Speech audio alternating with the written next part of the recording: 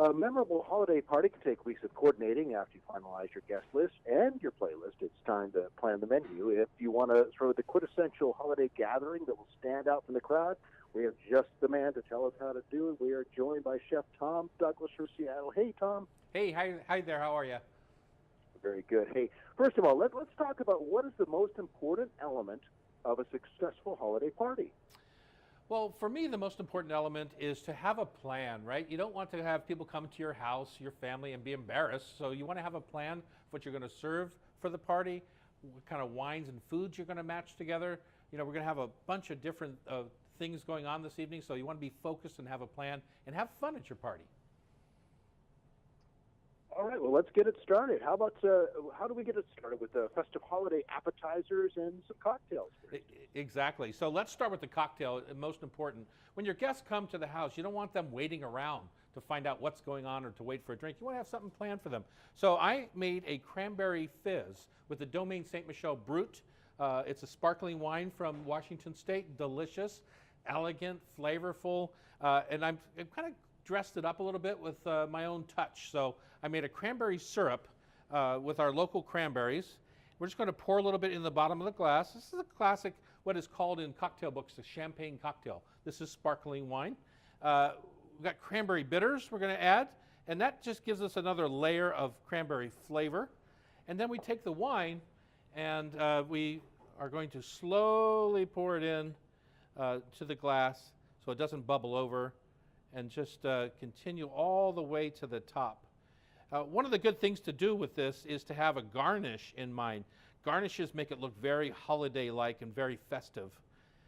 And of course, cranberries are beautiful. So we're going to garnish with a little cranberry toothpick full of cranberries.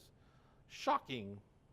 So we just take one of those and pop it right on top. And that, my friends, is a beautiful cranberry cocktail. I like to serve that with a fondue. I have my goat cheese fondue here. It's important that you don't put out the big pot, right? You've got, say, 20 people coming over for your party.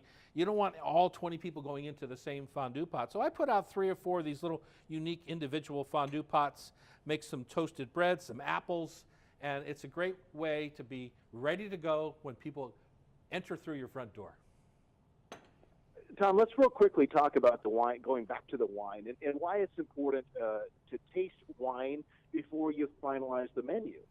Well, you don't want to write up a menu or think about a menu until you know what the wine that you're serving with it is going to be like. We're going to have lots of different wines to choose from all evening long. So, like, for example, for the next wine, the Eroica Riesling from Saint Michel, it has a little lemony, sweet citrusy quality. It's refreshing acidity. It's versatile with food. So I'm going to think of something savory, a little bit lighter for it.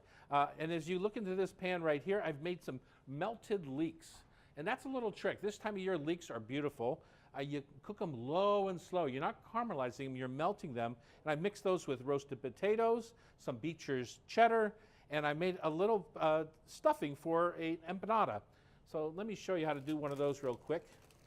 You just take your pie dough and you put a little spoonful right in the middle, maybe a tablespoon or a heaping teaspoon, a little egg wash around the edge. And another cool thing about this, not only does it go with the wine, but it is an easy one to kind of do in advance. So we're just going to pop it over. Now, I could pop these in the freezer right now. I could have made these last week and pop them in the freezer, or you can do them this morning. And the key is you just simply keep an oven on at 200 degrees after they're cooked, and now they just stay kind of warm and ready to go all night long. So it's an easy way to be able to be part of your party and not just the caterer at your party. That seems like it would be a great dish for our vegetarian friends, but what about our meat-loving friends that turn up at the party? Those are my kind of friends. No, just kidding. So I made, for our Indian Wells Cabernet from Saint Michel, I made a little caramelized fennel tart. And you can see it right here. It does get caramelized. And the fennel's got some natural sugars in it. It caramelizes. And so for our vegetarian friends, I'm just going to leave it like that. But for the beef eaters, and let's say your appetizer party is really dinner apps. You know, that's very common at holiday parties to have heavy appetizers. Then I just take one of these beautiful Wagyu steaks, and I'll sear it off on both sides. and I'll get a nice toast on it. And then I just put a tiny little bit. I love buying the best steak available, whether it's Wagyu or prime. Get the best steak and then serve a little bit smaller quantity of it because it's rich. And my little trick on this steak is to, I want it to taste like it came off the barbecue. And if you don't have that luxury, I use smoked salt. So in the Indian Wells Cabernet, it's a rich red wine. It's got lots of berry flavors, but it's aged in toasted oak barrels. So I'm going to use smoked salt to bring out some of that toasty oakness from the barrels right on top of my rare steak. And frankly, if you're a beef lover, you are going to love this combination. It seems like some of these things we can actually prepare in advance, so we don't spend our entire life in the kitchen during the party. Absolutely. You can see right here, I have the fennel tart.